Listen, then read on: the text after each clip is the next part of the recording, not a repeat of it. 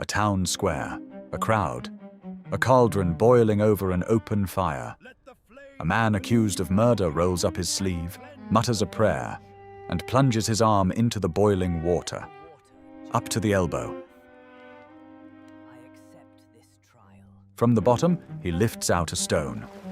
A priest bandages the scalded flesh, seals the knot with wax, and the crowd goes home.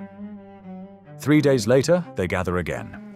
The bandage comes off in front of witnesses, and the crowd gasps. The skin is clean, no blisters, no rot. God himself has spoken, not guilty. There's just one problem. Boiling water scalds skin in an instant. That's physics, and it makes no exceptions. Yet the medieval chronicles are packed with acquittals exactly like this one. Dozens, hundreds, 4 centuries of them. Today we're tearing that bandage off all the way to see what was really underneath it. Yes, that man passed his trial. He knew God would never let an innocent man burn, so he lowered his hand into the water without a second thought. Could you? So picture it. The year of our Lord 1213. You stand accused of stealing sheep. A lesser charge. Nobody died. Which means your hand goes into the water not up to the elbow, but only to the wrist. This court had a sliding scale. Your neighbor's sheep have gone missing, and he's pointed the finger at you. Nobody saw a thing, but the rumor spreads, and you've no witnesses and no alibi. You were asleep. Today we'd call that insufficient evidence. Back then, they called it a matter for the judgment of God. First, you get a chance to clear your name with an oath. Hand on the Gospels, but your word alone won't do. You need others to swear alongside you. 6, sometimes 12 oath helpers. Find them, and you walk free. Except that if the village has already made up its mind, no one will gamble their immortal soul on you. No oath helpers, and what comes next depends on your bloodline. Had you been born with a coat of arms and a title, it wouldn't be a cauldron waiting for you. It would be a roped-off ring and a man with a sword. Trial by combat. God will guide the blade of whoever is in the right. If you've seen The Last Duel, Ridley Scott's film, that's exactly this. A knight's wife accuses another man of rape, and the truth gets settled in steel. Think about what that means. If her husband loses, she is branded a liar and burned at the stake. Those are the stakes in a court where evidence is replaced by a sharpened blade. But there's one detail that changes everything. You didn't have to fight yourself. For an old man, a woman, a bishop, or in practice, for anyone with money, a hired fighter stepped in. A professional cutting men down for a fee. So the voice of God, it turns out, came down to the price of your champion. But you have no coat of arms and no money for a fighter. Your road leads to the cauldron, or to the hot iron, carrying a lump of glowing metal in your bare hands for exactly 9 paces. The logic of the system is flawless, on a single condition: that God sees everything and will not let the righteous burn, which makes the wound his signature on the verdict. The perfect witness takes no bribes, fears no threats, but the trial itself is only the finale. First come 3 days of strict fasting, masses, confessions. The priest recites prayers over you, sprinkles holy water on the cauldron, blesses the iron. For all those days you live at the church, under his close watch, alone with your own conscience and your fear. And then it's the night before.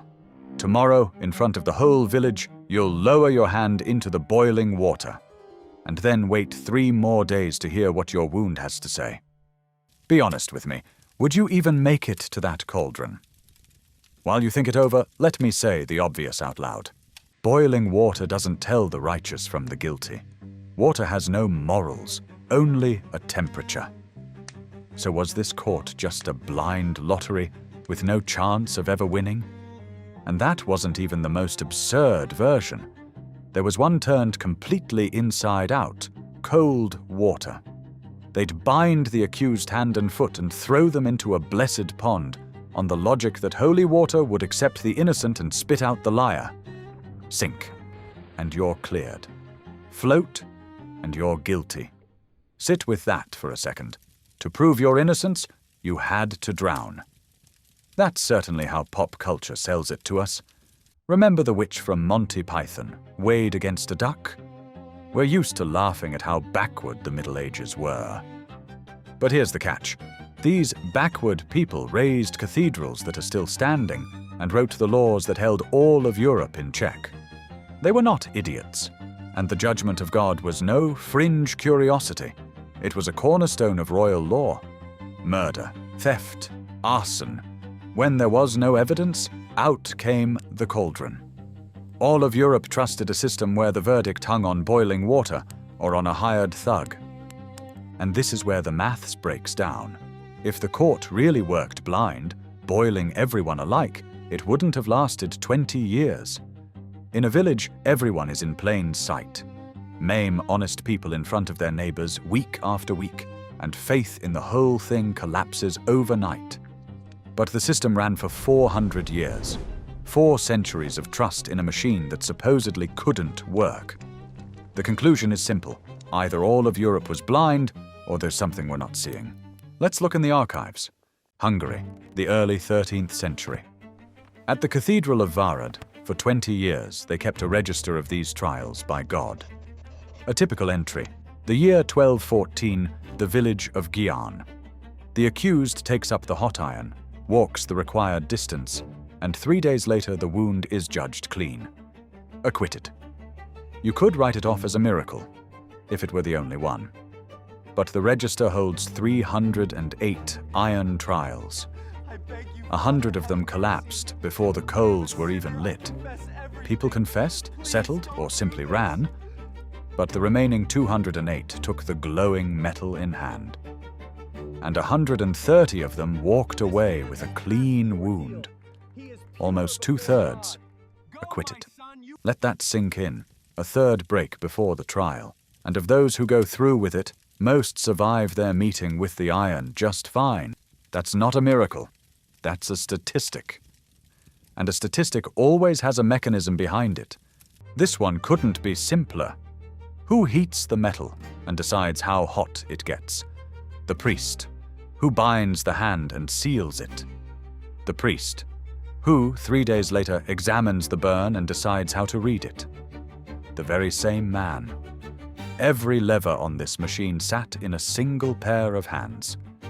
Now for the second half of the mechanism, the psychological one. Remember those 100 cases that fell apart before the trial. 3 days of grinding prayer and fear. If you're actually guilty, what are the odds your nerve holds, with the prospect of taking red-hot metal in your bare hands, in full view of a God who sees everything? This is exactly where the real criminals broke. The ones who reached the iron were mostly those who were dead certain they were innocent, and the machine neatly acquitted them. So maybe this judgment of God runs on something other than heaven. On a very earthly pair of hands. Look at it. Fear weeds out the guilty before they ever reach the cauldron, and then the operator reads the wound however it needs to be read. And the machine's reputation stays spotless. Everyone can see the villains confessing and the honest walking away with clean skin. In one place, the judgment of God turned on the price of a mercenary. In another, on the sleight of hand of a priest. But this voice of God always had its own entirely earthly volume knob. Why did it work? Because it paid off for everyone. The church held a monopoly on the rituals of justice and collected the fees. The community got a functioning legal system in an age with no DNA tests and no security cameras. And the king got the thing he wanted most: absolute control and order. Everyone came out ahead, except the ones who paid for that order with their own skin. The register is full of the acquitted. 130 walked away with a clean hand. But it's full of the other line too. And the scribe enters those just as flatly, the way a bookkeeper balances credits against debits. Here's one, 5 words long. A man named Barker, informed on and accused of theft, carried the iron in that same cathedral, from those same hands. Predictus Barker potato ferro combustus est. the aforementioned Barker, having carried the iron, was burned. Burned means guilty. The gallows was waiting. The same iron that left another man's hand clean burned Barker's. The metal was identical. The verdict was not, because the verdict was never in the iron. It was in the hand that read the wound, and the whole village already knew who would be found clean and who would be sent to the gallows. So who broke this convenient arrangement? Not rebellious peasants, and not some enlightened monarch. In 1215, at the Lateran Council, the Church itself forbade its priests from taking any part in ordeals. And without a priest, a cauldron is just a cauldron of water. The judicial machine that Europe leaned on collapsed within a single generation. Remove the operator, and the judgment of God stopped working instantly. And here lies the great historical irony. Plenty of people mix up trial by ordeal with the Inquisition, when the chronology runs the other way. The Church first shut down this theater of miracles, and only then rolled out the assembly line of interrogations. The Inquisition began exactly where the judgment of God left off. Think this scheme stayed behind in the Middle Ages? A machine that runs purely on the suspect's fear and the operator's subjective read. Ring any bells? It's the polygraph. Science wrote it off as junk long ago, yet people still crack on the way to the test, just as they once cracked on the way to the cauldron. And the hired fighter, swinging for you in court for a hefty fee, never went anywhere either. He just wears an expensive suit now and goes by high-priced lawyer. So, an honest answer in the comments. Would you have confessed on the spot or risked boiling your hand? Just remember what you're up against. A mind-cracking machine that worked without fail for 400 years. And if you enjoy watching the machinery behind history's so-called miracles get taken apart, subscribe.